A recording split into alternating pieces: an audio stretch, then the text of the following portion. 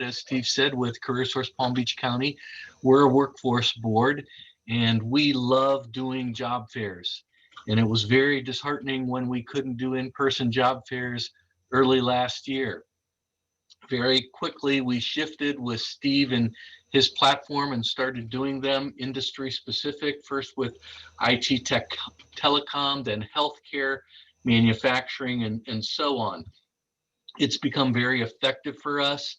We find that the state of Florida was very eager to try to find a platform for all the boards across the state to use. They allocated budgets, so it does not cost us as a board any money to do this. We don't charge anybody to work with us on these events. We actually are doing different events on this platform that are beyond virtual job fairs. So I think you'll learn a lot today from us all talking. Thanks. Perfect. Thank you, Michael. Next up, Chris Mills from Virginia, Massachusetts. Chris Mills from Massachusetts. Sorry about that. So my name is Chris Mills. I'm the local Veterans Employment Representative for the state of Massachusetts. We've been using this platform now since November. We've hosted over 20 events, and we're throwing more events up there every day. And I'm looking forward to answering anybody's questions. All right. Thank you. Next up, Brad Stevens from Virginia. Brad Stevens, Virginia Career Works here in Blue Ridge down in Roanoke. We've held about 12, 15 events at this point, ranging from single employer, multi-employer, anything and everything. From a marketing perspective, probably the most interesting thing we've done is, Roanoke, we are sapped for talent in some ways, particularly for high wage stuff. And so we've done some really interesting things with Google Ads to try and pull folks from outside the area, given that virtual job fairs are an easier way to do that than trying to do stuff in person when we're trying to attract from 4 and 5 hours away. But happy to answer any questions we might. Perfect. Thank you, Brad. Next up, Ed from Virginia. Okay, well, Ed Dupas. I'm actually a local Veterans Employment Representative with the State Workforce Agency. But I'm actually representing their Workforce Service Division when it comes to working with the Virtual Premier platform.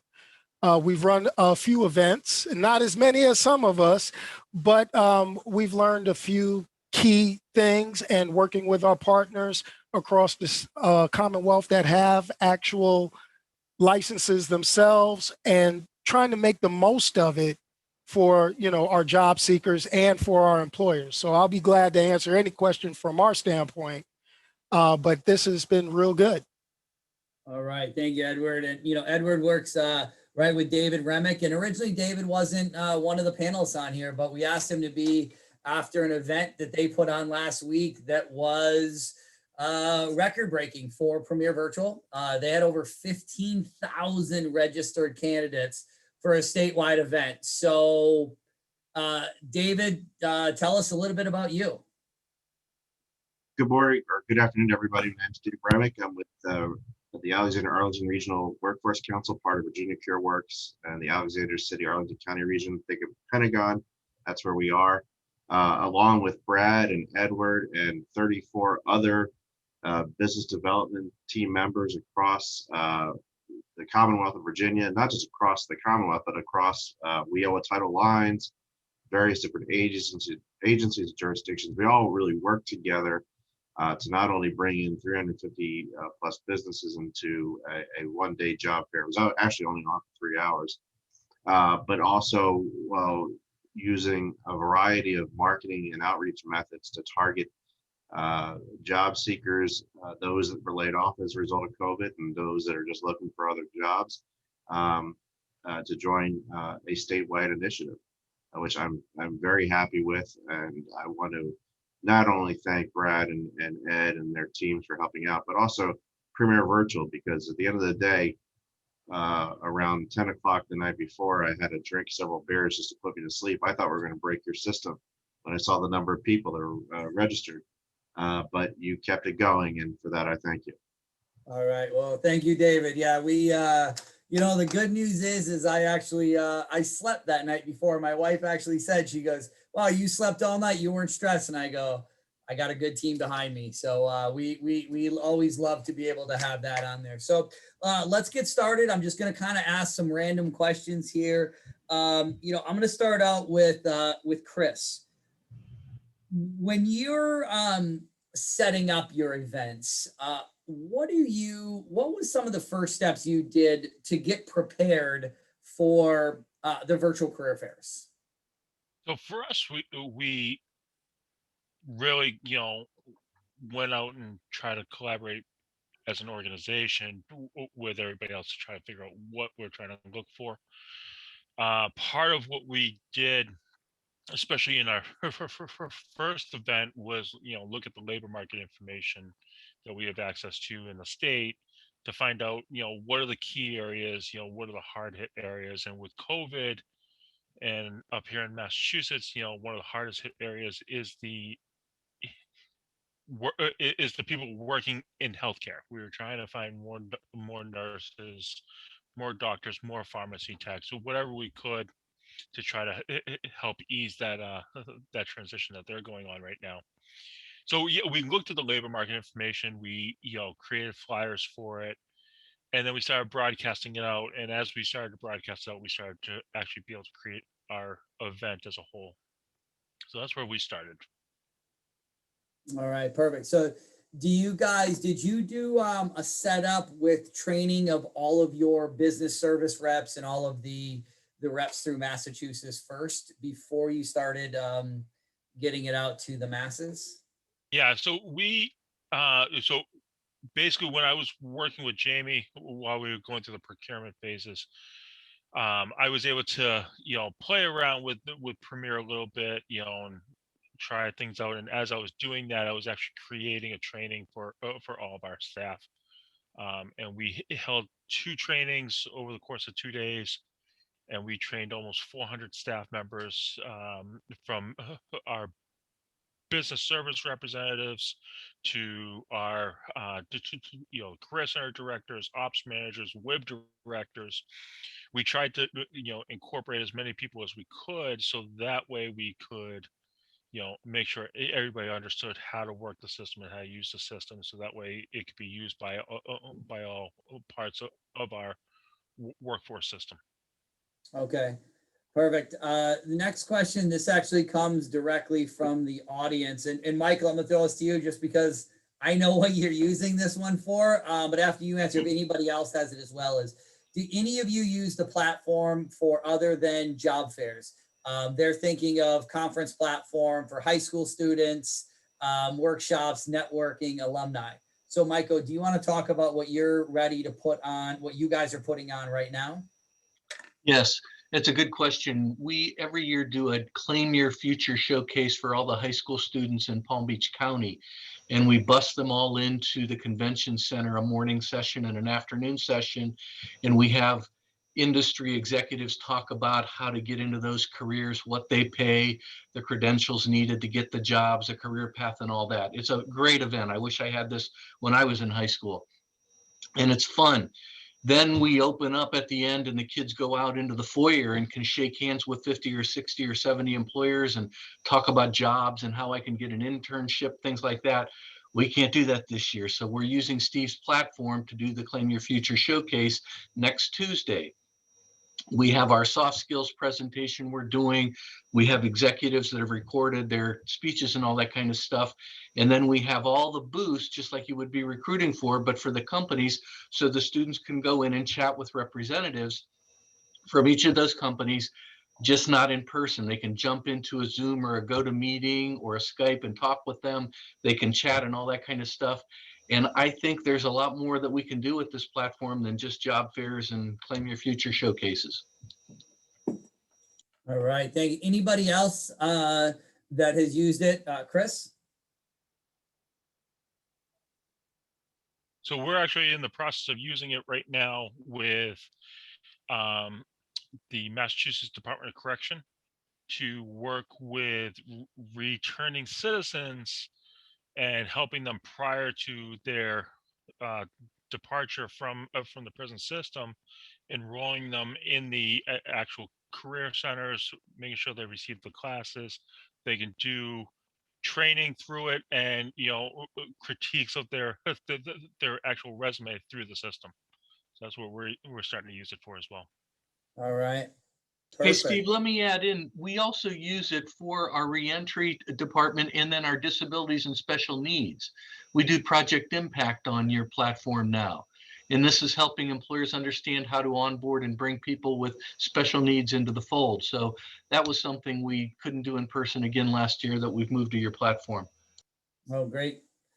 Yeah, and even things that we thought of, hey, this can be, the platform can be used for, is organizations like yourselves are saying we have more and more and more. There's just things that you think about that were never thought about previously. Now you can switch it over to the virtual world. Brad, I want to ask you this next question. As you touched on it, you said you used Google. What exactly did you use your Google for? I know you talked about briefly, but can you get a little bit more in depth with that? Absolutely. So as a background here, we're in Roanoke, Virginia is where we're based. We have 5 county, 3 city area here. We serve, and we have a shortage of high skilled talent, as most areas do in the country. And it's, we're envious of David and some of the talent that he has up there, although I'm sure that he would love more as well. But so we've looked at, some of our partners in the area have done a fair amount of work for talent attraction stuff, which I'm sure we all have partners that are doing similar work.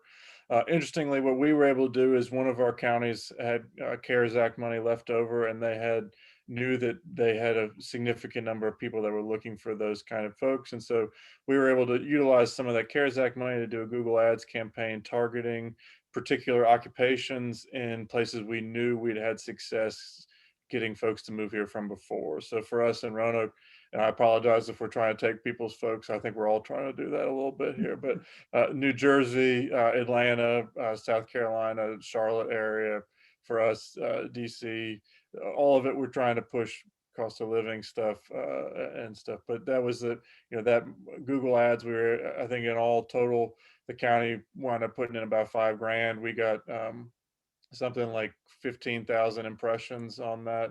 And 10,000 clicks, which we were super thrilled.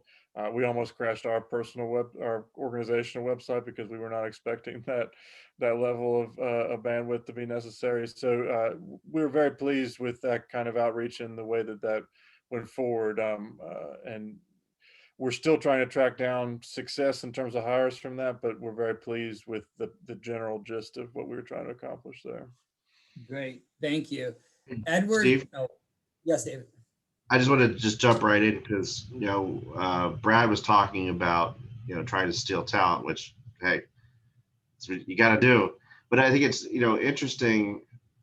The power of the Premier Virtual Platform is such that it's just plug and play. It's easy to do, quick. And quite honestly, the whole notion of the statewide event that we had on 2/4 came from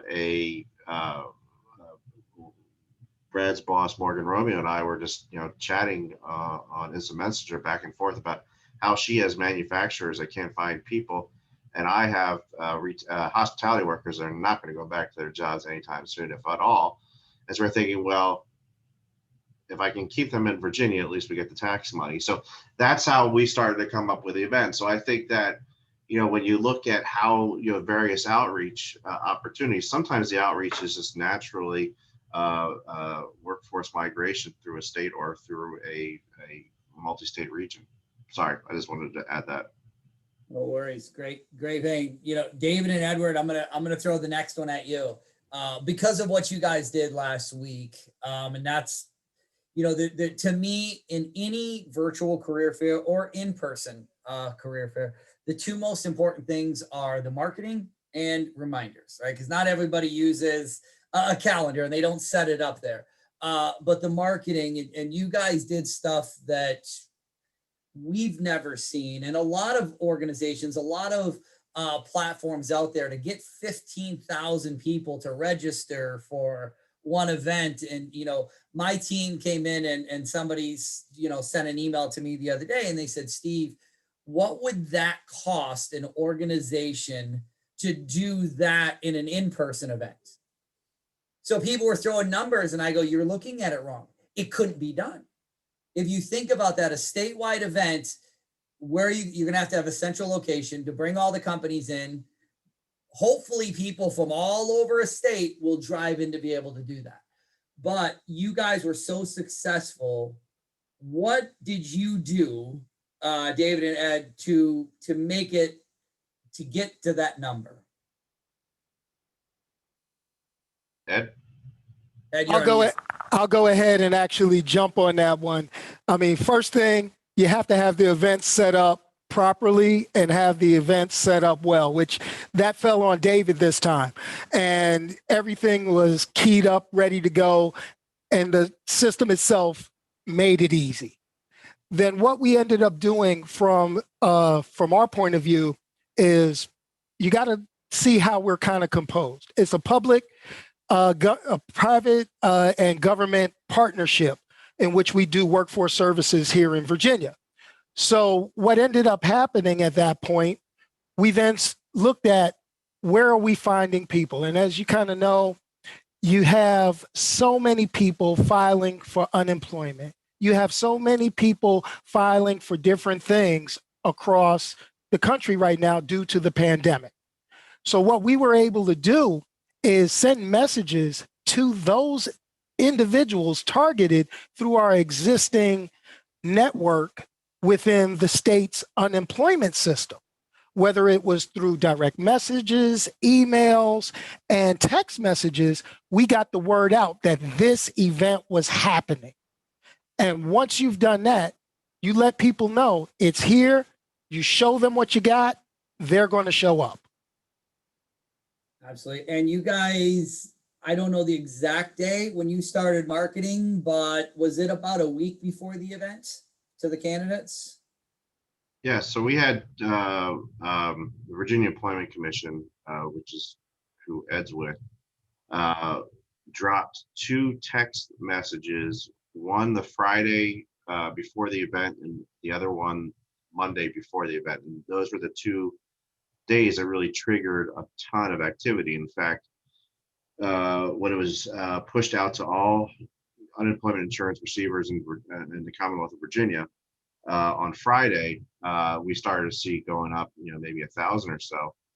I was sitting by a fireplace with a glass of wine Saturday, and Jamie's texting me saying, you're up to 3,600 right now.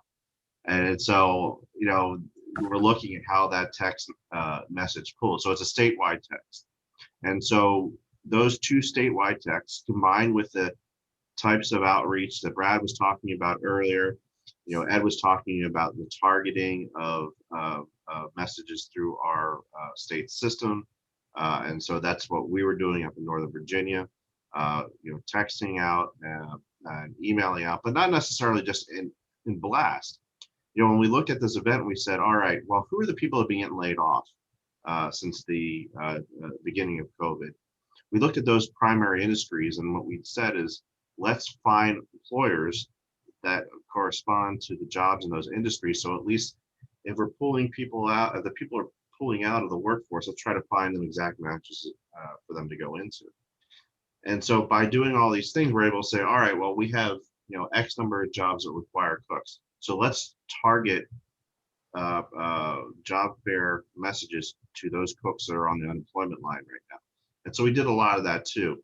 And so you have something this big takes a multi-layer approach to marketing and promotion.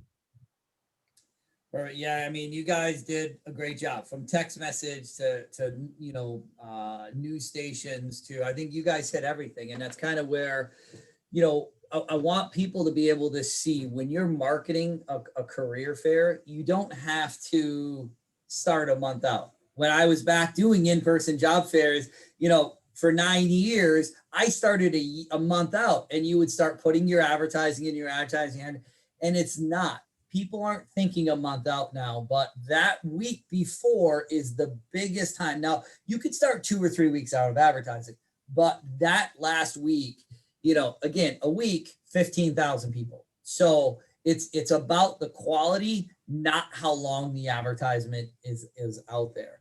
All right. And Steve, I got a question. Yes. If I could just interject one more thing. Plus, you also have to look at the fact jobs they have an expiration date because these companies are looking for people to fill positions right now.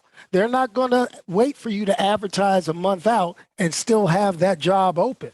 So it's almost a revolving cycle where you're courting both the job seeker and the employers that you're getting to register. So you get to make sure all that works out. And Absolutely. Steve, I just want to add one last point because I completely forgot this. And Ed, you give me, if I butcher the title of this thing, it's also a confluence of events. You know, sometimes you do things at the right time.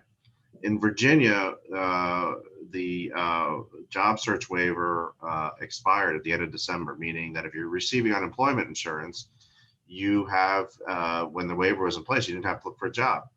Now it expired. Our February 4th event was the first large event in the Commonwealth of Virginia after that waiver expired. So now you're telling a bunch of people, you got to look for a job to keep your unemployment insurance. By the way, here's this event you can go to. And so I also think that has a lot to do with it. Timing is key. So yeah, have that. Michael, you touched on this earlier.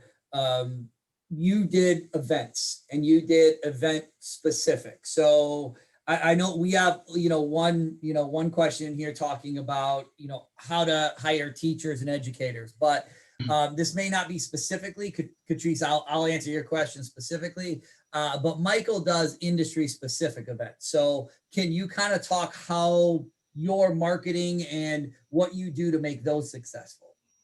Sure. So next week we have an event that's focused on professional business services. So bankers, finance, insurance, architects, engineers, all that.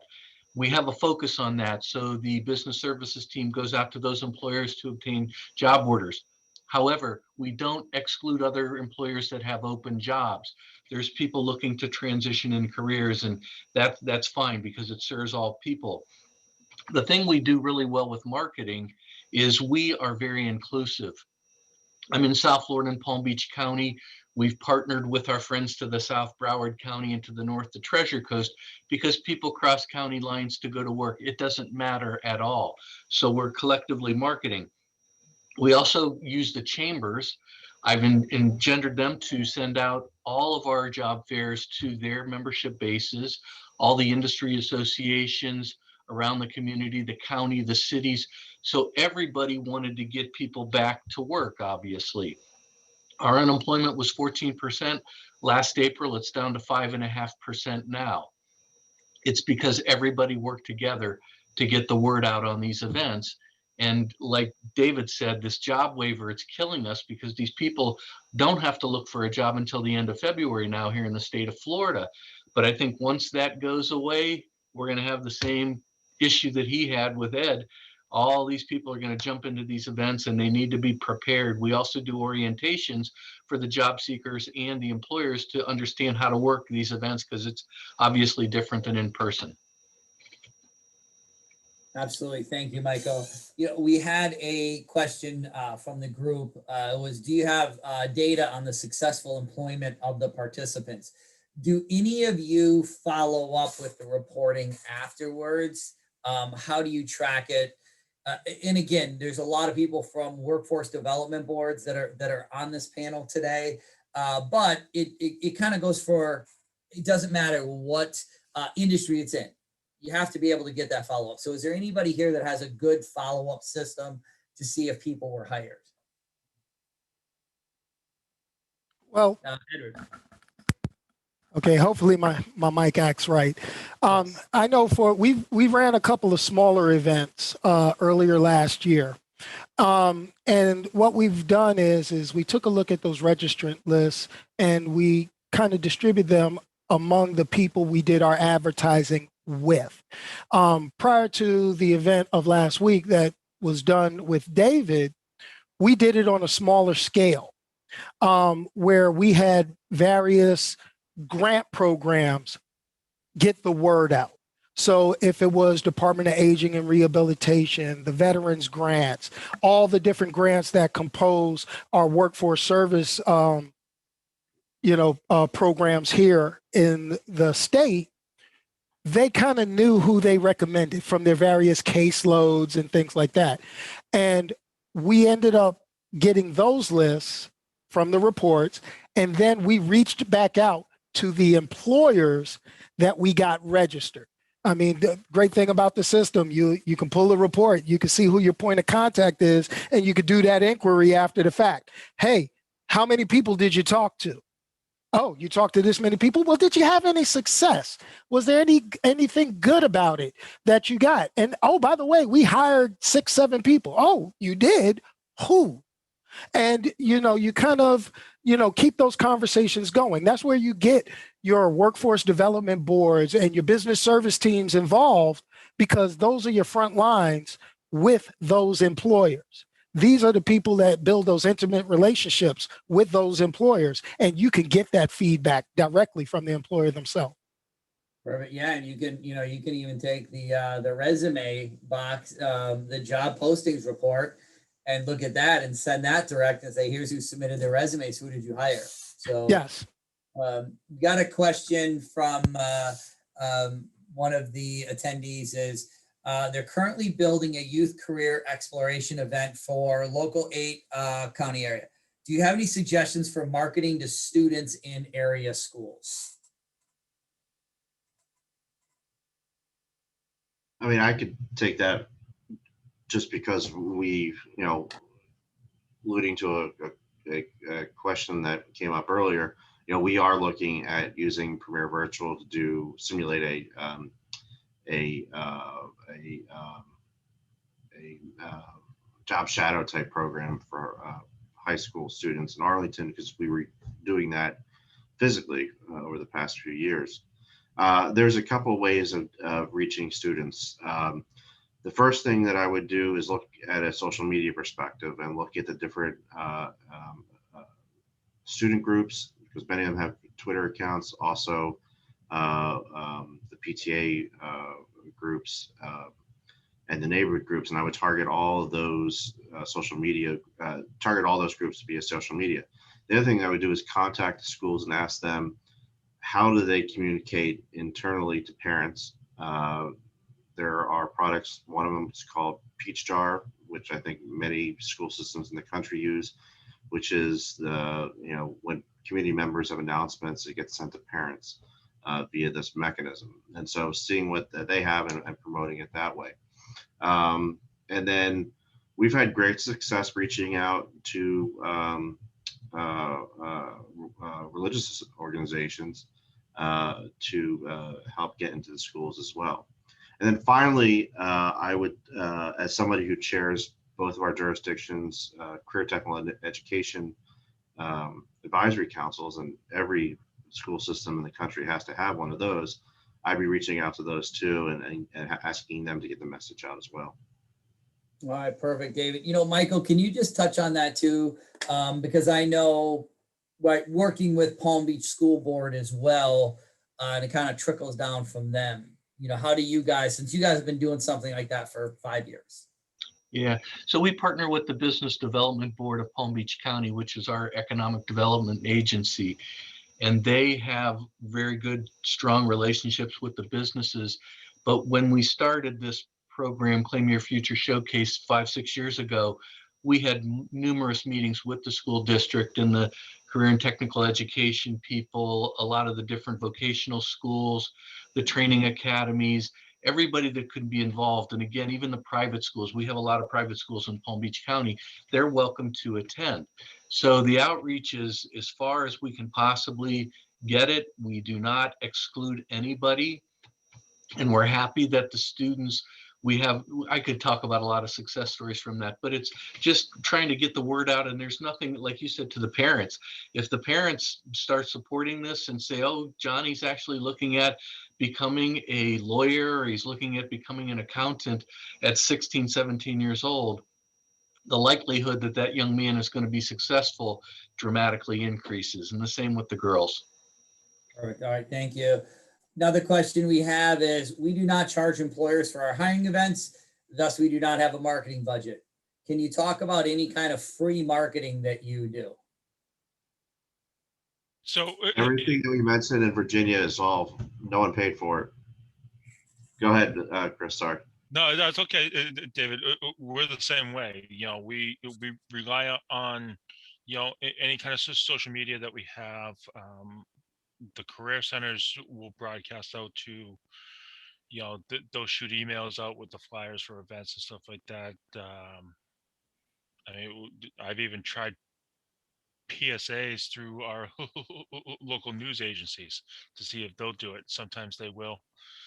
The one I've been trying to get, and my boss just keeps shutting me down on this, is trying to get the governor of Massachusetts to announce the event, because he does a daily update to the news media for COVID-19. So I always say, hey, can you just slide in some kind of an announcement?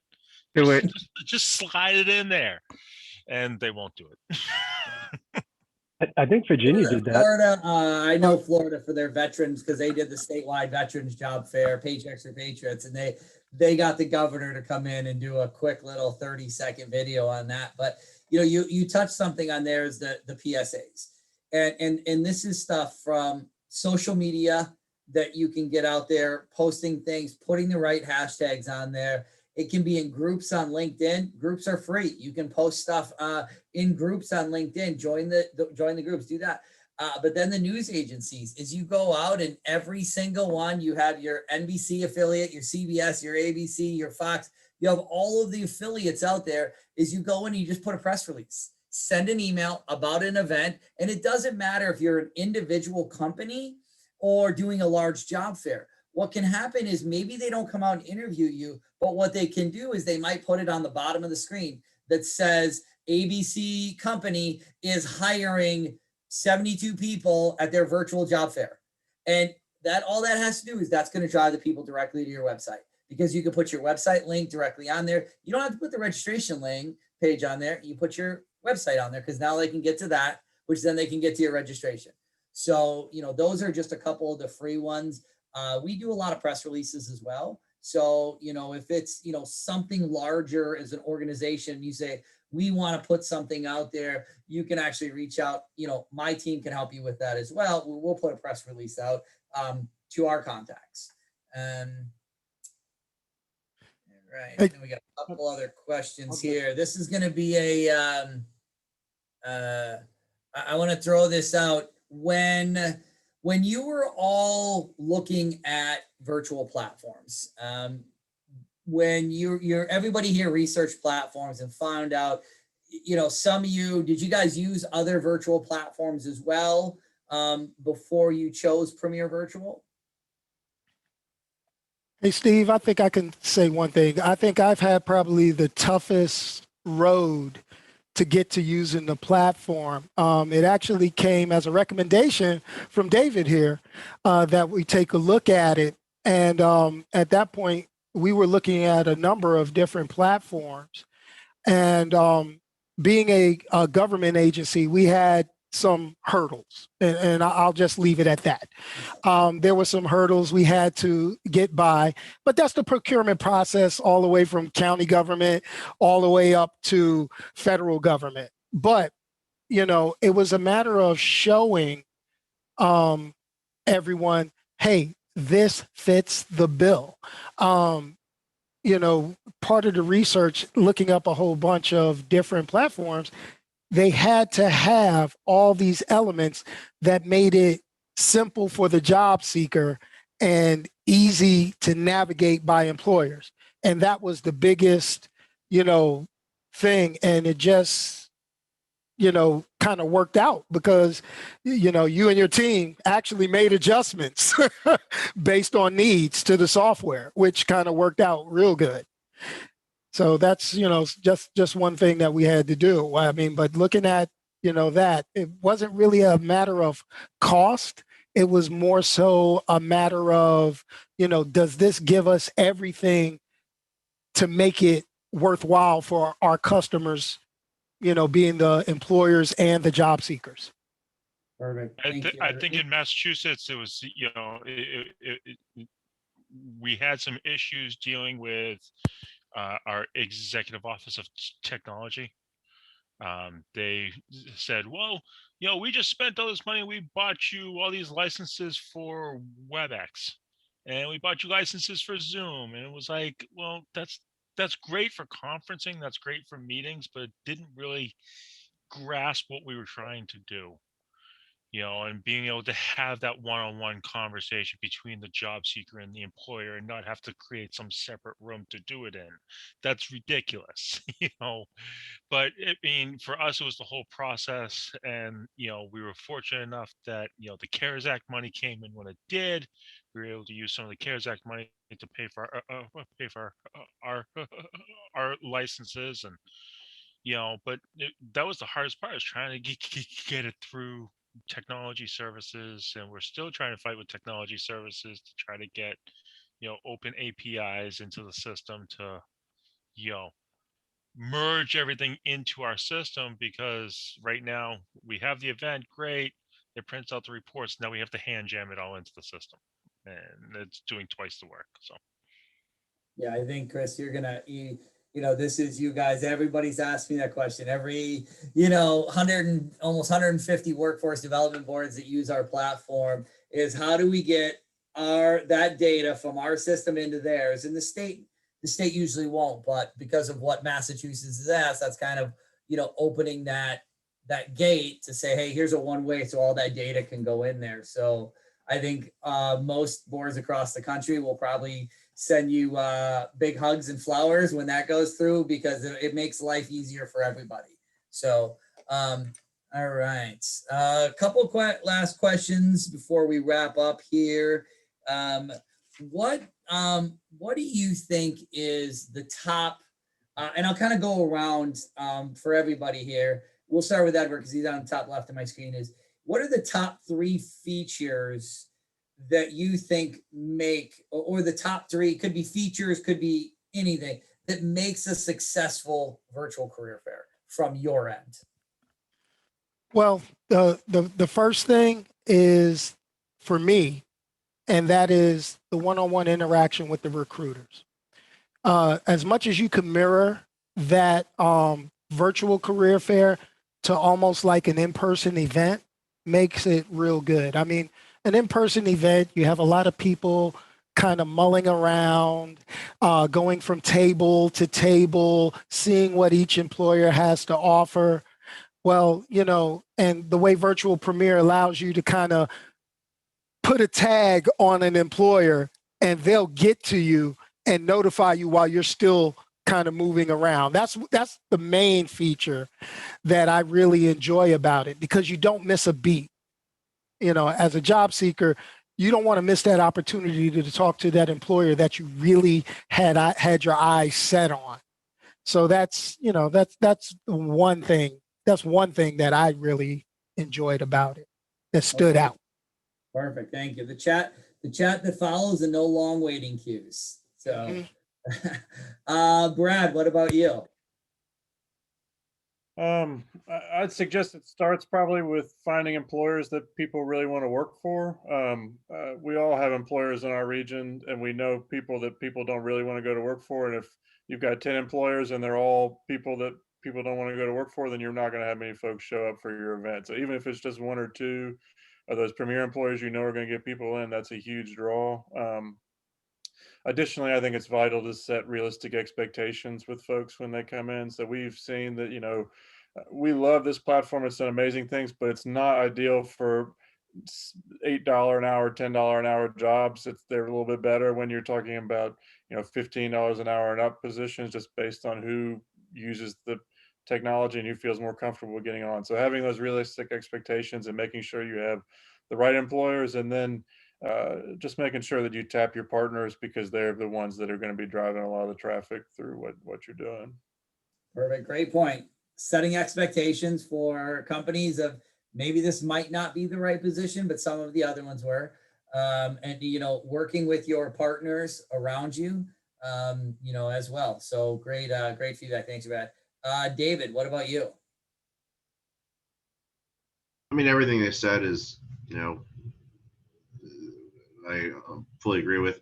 I think the one thing that I would suggest is making sure that you're team is prepared in advance. And so, what we did is we have basically project charters for each job fair, kind of outlining the who's, what's, and where's of the event. We have check-ins with all staff that are participating in executing the event, whether it's 2 people or 35 people. We're checking in multiple times to make sure that they don't have any questions, and if they do, making sure everybody understands what's going on, making sure everybody's training on the system so they know how to use it, and so they can handle any customer service inquiries that come in from their end, whether it be job seekers or employers. And then I would say use Glenn. We did it this time. Glenn had a webinar for employers on how to use the system. We're going to have multiple of those. I mean, they were good. I mean, at the end of the day, as I said, Premier Virtual is plug and play. It's the human factor that kind of, justifies whether you're going to have success or not. And, in every event that I've produced or participated in, there's always been 1 or 2 knucklehead employers or businesses that don't follow what they're supposed to do. And that's where the headache comes in. And so making sure you're prepared and providing as much information in the beginning lowers the knuckleheads and out there and creates a better experience. Great. I mean, that's perfect, right? What's that? Proper preparation prevents piss poor performance, is if you can set it up, and you touched on it with, with Glenn or Jordan, the account management team is set up that company training and have that, is if you go in and have that training, they're prepared for that. So they're not waiting a minute before the event saying, I can't see my logo or something like that. And that's with, I don't care if you use Premier Virtual or any other platform out there, is you need to prepare your organizations, because a lot of them are on different ones. They think, oh, I'm in this one, but they're thinking of something different. It's preparing them. So great feedback. Michael, what's something that you think that you can tell the attendees out there that makes them, right, your thing that would make it successful? You touched on a little while ago, public relations and press releases. Nothing brings a smile to my face more than driving in the parking lot at 6:45 in the morning, and I see 2 news reporters out there live talking about a virtual event. The registration goes just like that. So that helps a lot, and it doesn't cost anything. And then we're happy to go out and talk to the reporters. And the other thing, I don't know if we talked about the duration of the event. Remember the first one we did, Steve? We did it from 7 in the morning to 7. Oh, that was. Oh, I remember. Don't ever do that. Pick a 2 or 3 hour window and leave it at that. Do not try to cover all the people all day long. That's going to be a failure. I think there might have actually been somebody out there that might have talked to the original host of that event and said, I don't think that a 12-hour event makes sense, but I don't know who that person would have been. But we got that. And Michael, you touched on that, is that 3-hour event. So if you think of what David said earlier, 15,000 registered candidates, and you have a 3-hour event. Now, some people might look at that and say, well, why wouldn't you have a longer event? You have to think about 2 people when you're thinking about that long of an event. One, you have to think of your recruiters. Do your recruiters really want to sit on that place all day long for 12 hours? They don't want to sit there. They're not going to. Now, some are going to say, well, this one will work 2 hours. The next one will work 2. The next one will work 2. It's too long. The second aspect you got to look at is your candidates. And when your candidates, if you say, hey, you can go out and you can log in at 10, it's open from 10 o'clock to 5 o'clock. They're gonna be like 10 o'clock. All of a sudden, they're gonna take a phone call from their boyfriend, girlfriend, husband, wife. Then they're gonna go. Next thing you know, Jerry Springer is gonna come on. They're gonna kick their feet up, and it's just gonna be, they're gonna keep watching it. And 5 o'clock, it's over. But if you have a time frame that says this only 3 hours, is they know I have to log in because I only have 3 hours. I can't keep pushing off an hour and to do that. So keep it short. Yes, Ed. Steve, also look at your various areas where you're located.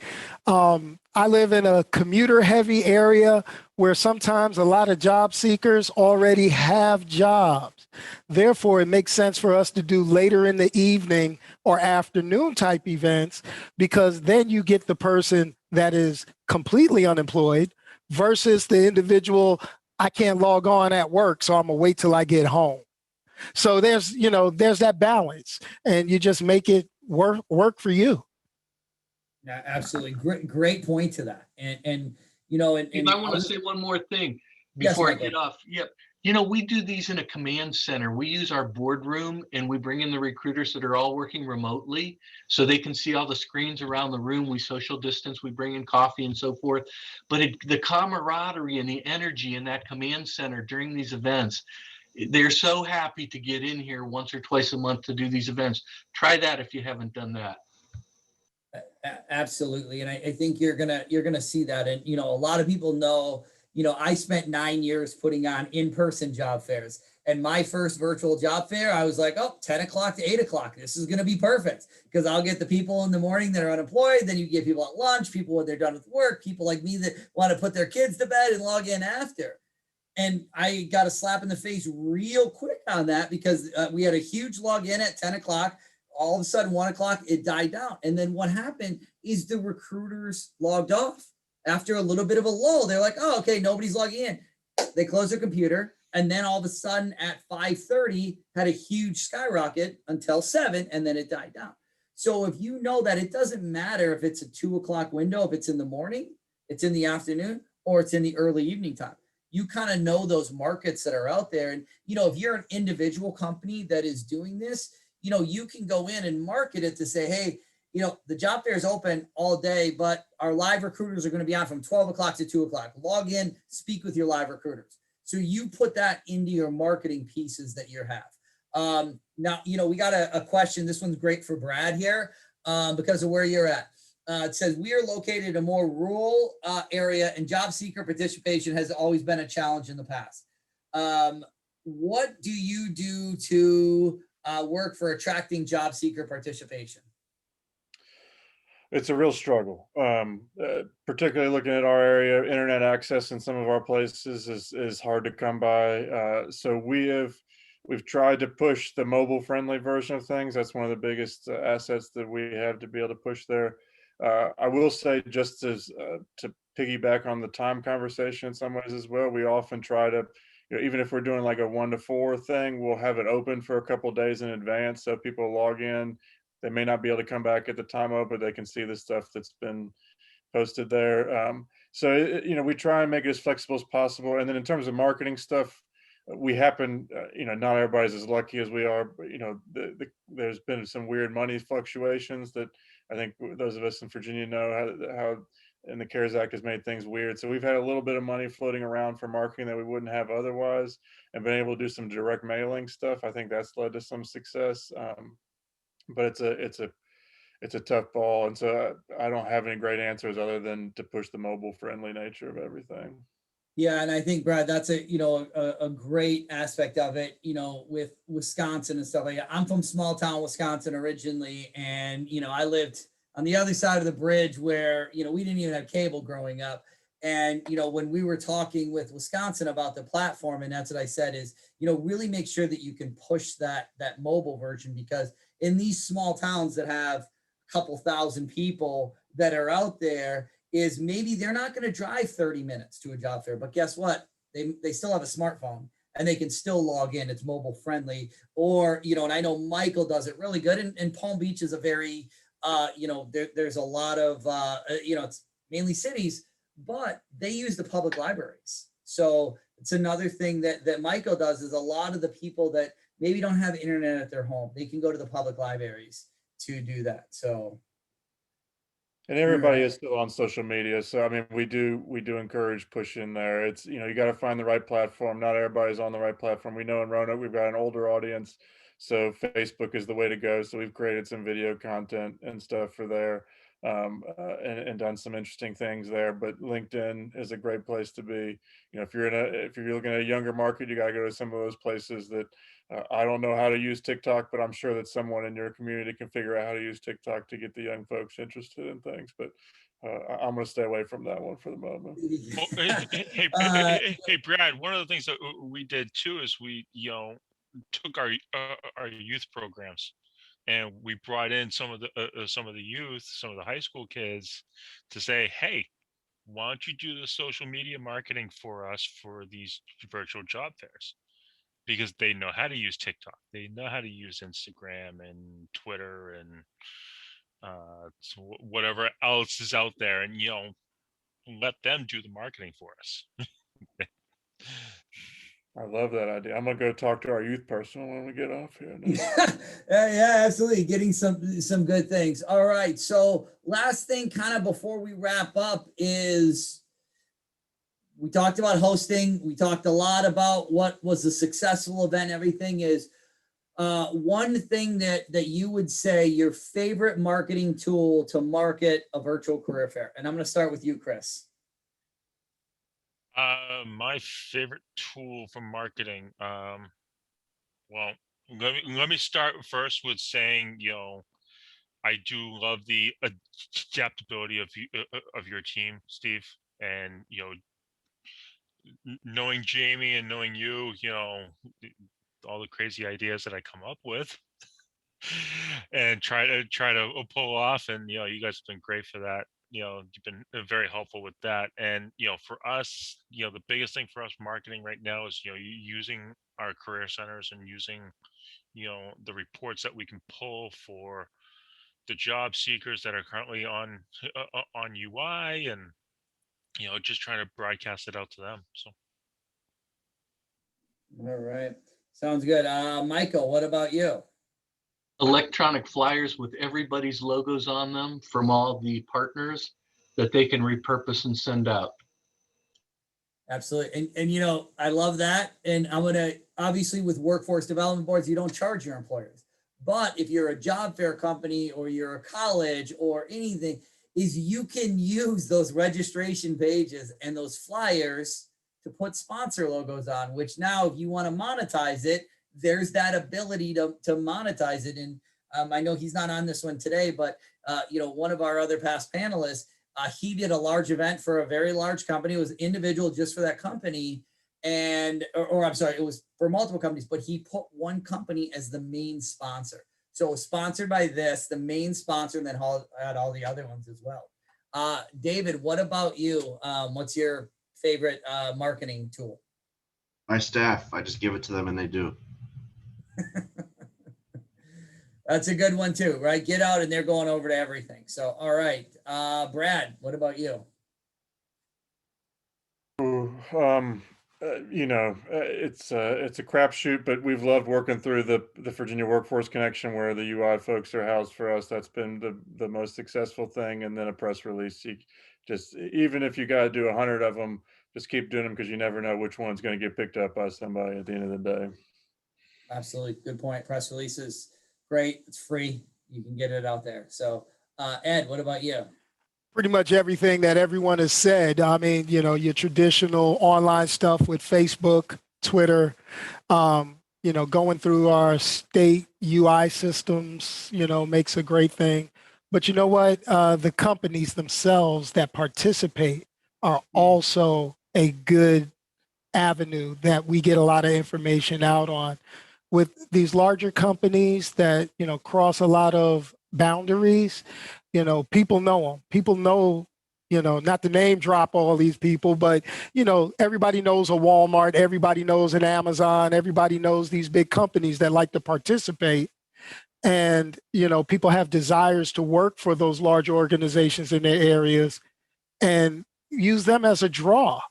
You get them, they draw the people in, and then they find out about the smaller business that really is more lucrative for them.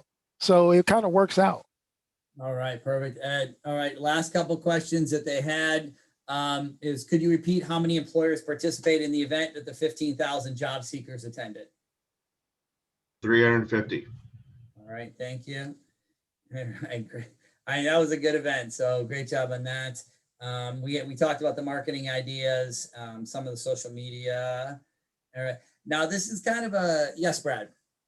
So quick, someone commented earlier about needing to track folks, and I just wanted to make sure we know that we have asked everybody when they log in to share last four of their social, and if they have not registered for the Workforce Connection, which is where we have to track folks from, to encourage them to go do so.